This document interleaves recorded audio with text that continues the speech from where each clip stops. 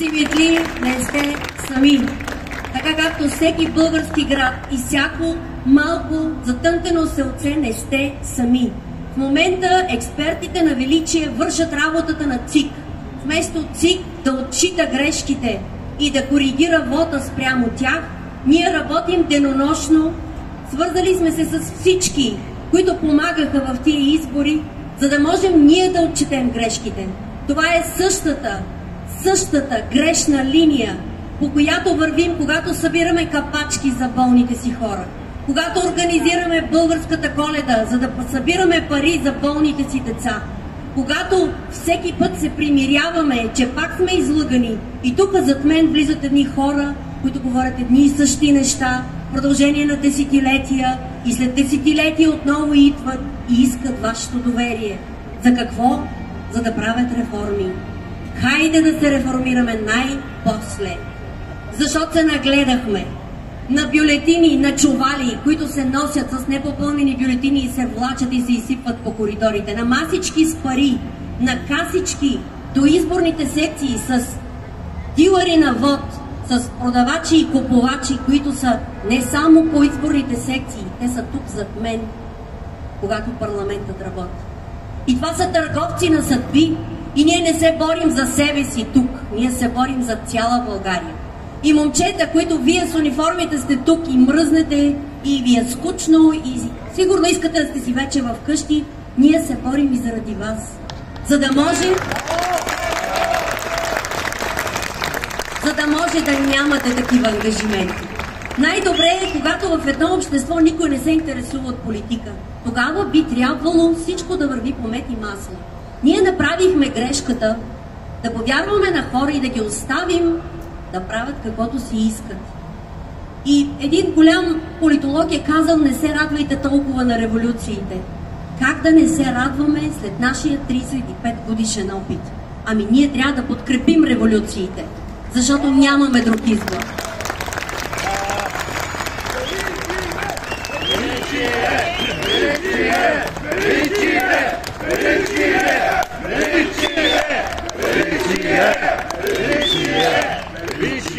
Ако и този път не се преборим за вота си, за откраднатия вод, за откраднатата ни съдба, защото хората, които искат да влязат в парламента, искат да направят нов сговор.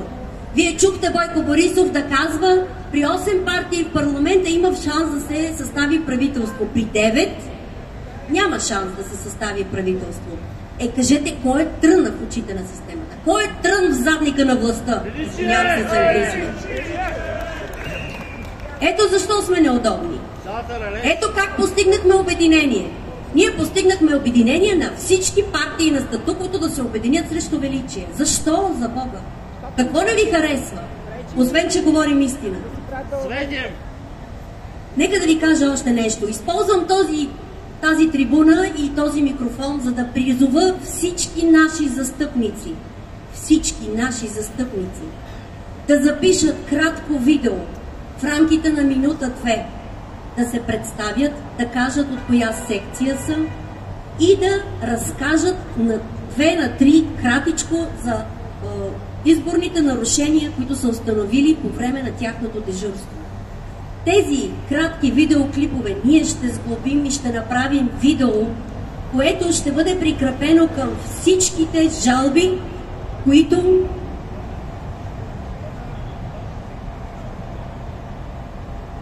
мръкнах нещо да им ми подава Ивелин Александров окончателния резултат на ЦИК след повторното въвеждане на протоколите от секционните избирателни комисии. Това, дето се казва, е новина от последната минута.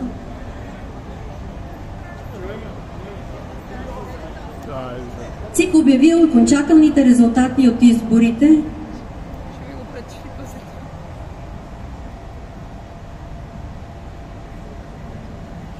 Моля да ми извините. И след повторната проверка на протоколите, Величие не влиза в Народното събрание.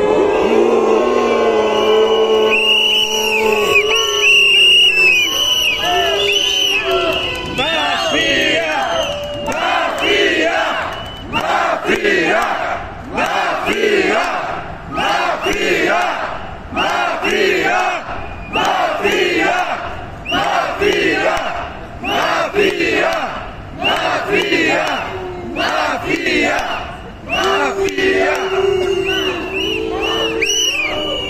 да цитирам моята колежка и приятелка Лариса Салова, която каза следното: можеш да си купиш меч, но воински дух не можеш да си купиш.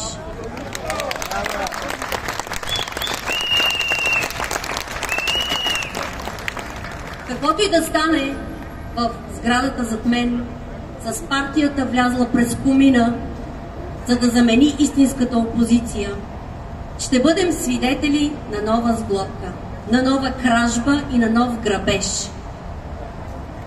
Няма да можем да предвижим Белене, няма да можем да внесем още веднъж Конституцията, тези проекти ще бъдат откраднати от нас. Защото ние ги внесохме първи, но понеже те не получиха подкрепа, останаха в 50-то Народно събрание. Събрание, което беше известно с един подигравателен, отвратителен начин на общуване вътре в пленарна зала, с човек, който наложи това като поведение, с председателство, което се правише, че не вижда и че не чува. Нека да ви кажа и още една техническа подробност, понеже внесохме депутати, кандидат-депутати за това бивши вече кандидат-депутати за 51-то Народно събрание по повод твърдението на господина Костадин Костадинов в негов фейсбук профил, което беше подето от негови подгласници, които уж са от други партии, че кандидатските листи на Величия бъкат от сутеньори, наркопласьори, криминални типове и не знам още какво. Ние написахме на господин Дачков лично писмо, представихме му се и решихме да го попитаме може ли да ни даде право на отговор, познава ли ни лично, да причинява това на нас и на близките ни в информационното пространство. И понеже внесохме такава жалба, те са много жалби всъщност, до председателя на Народното събрание, наред с редица други институции, днес аз получих отговор от председателя на Народното събрание. Тя не си направи труда да ми отговори лично. Писа ми директорката на нейната дирекция, Хризантема Николова, която ми отговори, че било извън компетентностите на председателката на Народното събрание да ми отговори за непристойното поведение на депутат, който е действащ депутат, забележете, защото по силата на променената конституция двата парламента ще се засекат буквално за няколко дни. Тоест аз все още съм действащ народен представител и Костадин Костадинов все още се държи непристойно. Сега аз искам да попитам, ако председателката на Народното събрание и цялото председателство се правиха на глухи и слепи за начина, по който се говореше вътре в Народното събрание, в пленарната зала, за непристойното поведение, уронването на достоинството на друг народен представител.